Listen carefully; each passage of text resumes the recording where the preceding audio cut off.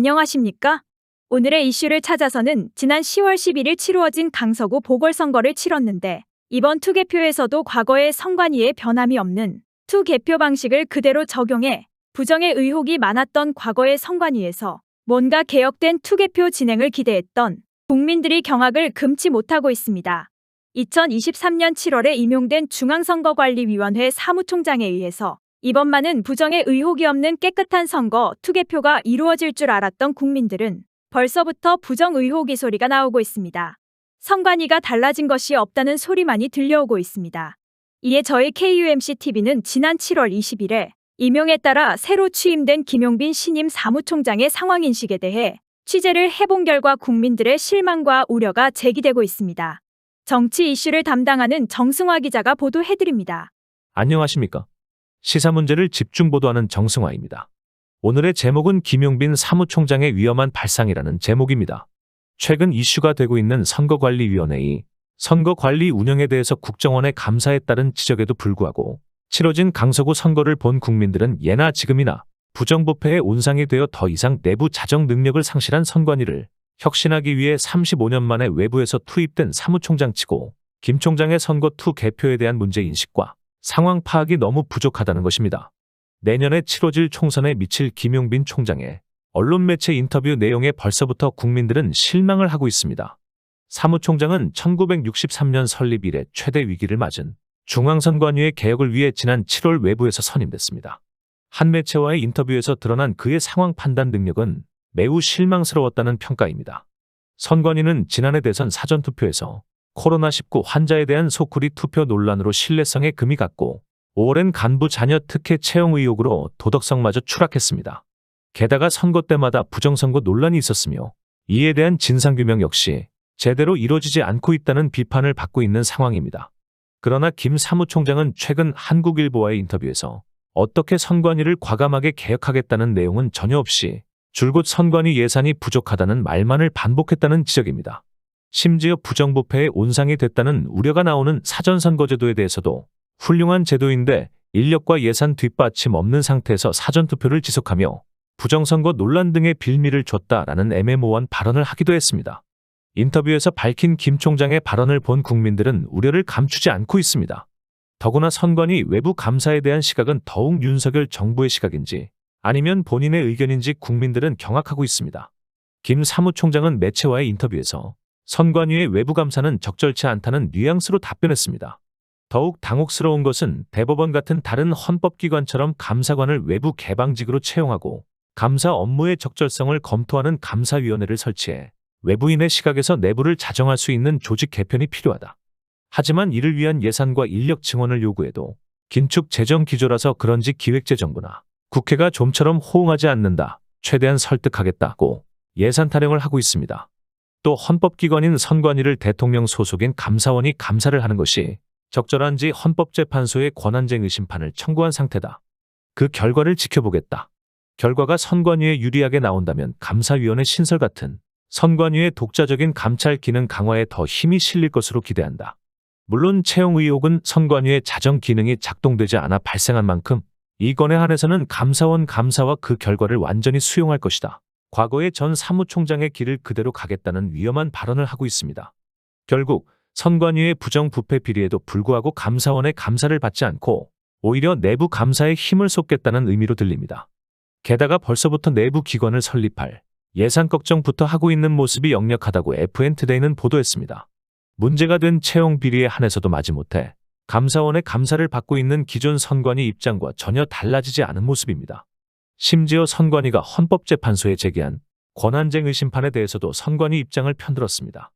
법조인 시각으로 볼 때 헌재가 선관위 손을 들어줄 것으로 보나라는 한국일보 기자의 질문에 그래야 한다고 본다라고 답한 것입니다. 김 총장은 결국 선관위가 감사원의 감사를 받을 수 없다는 점을 명확히 하면서 다음과 같이 발언했다고 FN투데이는 보도했습니다. 헌법상 선관위는 행정부와 구별되는 국회와 헌법재판소 등과 나란히 있는 헌법기구임은 분명하다.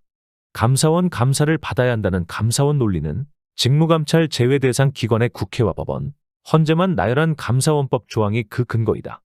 하지만 이는 법률상 당연한 것의 예시를 나열하는 확인 규정에 불과하다. 이런 확인 규정에 없다고 헌법상 효력이 없어지지 않는다.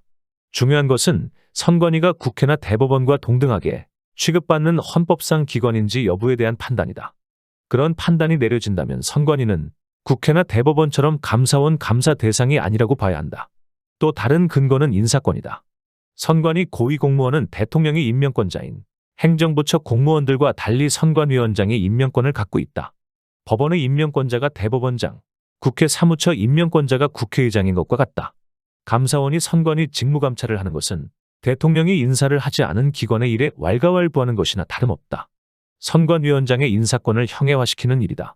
이러한 인터뷰 내용을 전해들은 국민들은 선관위에 대한 철저한 개혁과 향후 비슷한 사건의 재발 방지, 지금까지의 폐쇄적인 구조로 인해 발생한 모든 부정부패 사건을 청산하라는 임무를 받고 외부에서 투입된 사무총장의 입에서 나올 수 있는 발언이라 도저히 보기 힘들다라고 지적했습니다. 사전투표 관련 인식에 관한 김 사무총장의 인식은 전혀 무엇이 잘못되었는지를 인식하지 못하고 있는 것이 가장 큰 문제가 되고 있습니다. 현재 사전투표는 부정부패의 온상으로 인식되고 있는 성격이 강합니다. 지난 4.15 총선을 비롯하여 중앙선관위의 관리하에 치러져 선거 부정 의혹이 나왔던 모든 선거에서 문제가 된 지점은 바로 사전투표였던 것입니다. 지난 4.15 총선 이후 부정선거, 진상규명 운동 및 선거무효 소송이 전국적으로 120여 곳에서 진행됐고 아직도 곳곳에서 사전투표에 심각한 선거 부정의 증거가 있다는 주장이 사그라들지 않고 있습니다. 심지어 파주울 선거구에서는 검찰이 사건을 보다 면밀히 수사할 것을 경찰 측에 2차례나 요구한 상황입니다. 현재 파주울의 선거 부정에는 경찰이 덮으려고 검찰과 팽팽히 맞서고 있습니다.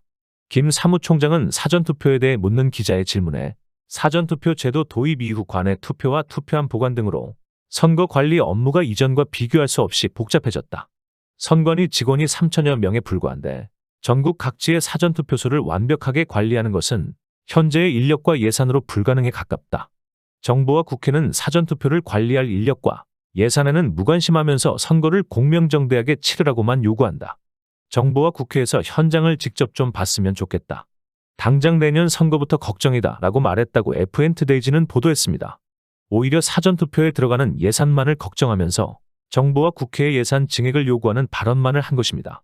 더불어 사전투표가 문제라는 것인가라는 한국일보 기자의 질문에는 사전투표 제도는 선거의 편의성을 크게 높인 세계적으로 손꼽히는 훌륭한 제도이다. 하지만 인력과 예산 뒷받침 없는 상태에서 사전투표를 지속하며 부정선거 논란 등의 빌미를 줘 선관위의 중립성이 훼손되는 상황이라면 사전투표의 지속 가능성을 위한 대국민 공청회라도 열고 싶은 마음이다 라고 답했습니다. 이는 듣는 사람에 따라 결국 사전투표에서 불거진 부정선거 논란의 원인이 인력과 예산 부족 때문이며 예산이 없으니 공청회를 열어 사전투표를 더 할지 말지 국민에게 판단하도록 하자라는 뉘앙스로 들립니다. 상당히 무책임하다는 평가가 나올 수밖에 없다는 지적입니다. 오히려 말썽 많은 사전투표를 세계적으로 손꼽는 제도라고 극찬하며 장려하려고 하는 발언에 국민들은 아연실색하고 있습니다. 이에 대해 민경욱 전 의원은 4.15 총선에서 선거무효 소송을 직접 제기하고 수차례 사전투표 재검표 현장에도 입회한 경험이 있는 정치인 입장에서 사전투표는 부정선거의 온상입니다. 그러므로 없애야 하는 것이지 인원과 예산을 더해서 유지시켜야 하는 게 아닙니다 라고 김 총장의 발언에 대한 반대 입장을 밝히면서 치열한 문제의식 없이 남의 동네에 들어가면 내부 간신들의 이야기를 듣고 배를 산으로 올리는 데 욕만 쓰게 됩니다. 김용빈 사무총장은 우리나라 선거제도의 취약점에 대한 사전 지식이 박약해 보입니다 라고 우려했습니다. 박주연 변호사도 아시아투데이에 기고한 괴물선관위 해체 수준 개혁 필요? 조사권 박탈하고 관리에 주력해야 라는 칼럼을 통해 선관위는 지난 60년 동안 썩을 대로 썩어 그 악취가 전 국민들에게 피해를 주고 있다. 심지어 주권을 타국이나 적국에 양도하는 것이 아니냐는 의혹까지 나오는 상황이다. 독립성과 헌법기관이라는 지위는 공정하고 투명한 선거 관리를 위해 준 수단에 불과한데 독립적인 부패비리 헌법기관으로 타락해버렸다. 해체 수준의 개혁이 없으면 바로잡지 못할 정도다라고 비판했습니다. 이어서 김 사무총장은 같은 인터뷰에서 투표 사무원 모집이 어렵다. 주로 지자체 공무원들이 맡는데 갈수록 안 하려고 하고 저항이 커진다. 투표 사무원은 개표 작업에 평균 15시간 일하는데 하루 수당과 사례금이 10만 원밖에 안 된다. 최저시급에도 못 미친다. 기재부가 투표 사무원 수당을 현실화해달라고 발언했습니다. 이러한 김 총장의 인터뷰 내용을 본 국민들 반응은 우려와 경악스러움 그 자체였습니다. 부패의 온상이 된 선관위를 개혁하기 위해 외부에서 투입된 사무총장의 첫 인터뷰 발언에 실망한 사람들이 적지 않습니다. 관련 기사 및 SNS에서 국민들은 지금 있는 인력과 예산도 축소해야 하는데 늘릴 생각부터 하는 거 보니 저 사람도 글렀네요. 사전투표는 없애고 조직도 축소해야죠. 선거가 맨날 있는 것도 아닌데요. 라면서 김 총장의 상황 인식에 오히려 문제가 있다는 댓글이 줄을 이뤘습니다. 심지어는 사전투표 폐지하면 인력 돈 필요 없다. 투표 조작하기 위해 인력, 돈이 필요하다는 걸로 들린다. 본투표 당일 투표로만 선거를 치러야 한다고 생각한다라는 의견도 다수 달렸습니다. 온갖 부정부패의 온상이 되고 있는 선관위를 개혁하라는 임무를 받고 들어간 사무총장의 문제인식이 너무 빈약하다는 의견이 줄을 잇고 있는 가운데 김 사무총장이 선관위 내부 개혁을 어떤 식으로 이끌 것인가 관심이 모아지고 있습니다.